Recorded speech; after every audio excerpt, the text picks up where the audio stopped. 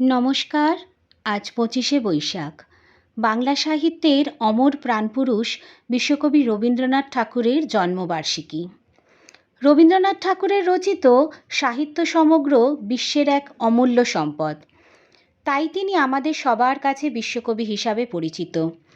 আজকের এই বিশেষ দিনে আমাদের তার অবদান ও আদর্শকে স্মরণ করা উচিত, যা আজও প্রাসঙ্গিক এবং অনুপ্রেরণাদায়ক।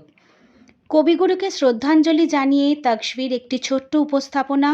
ভুল ত্রুটি মার্জনা করবেন। সবাইকে ধন্যবাদ।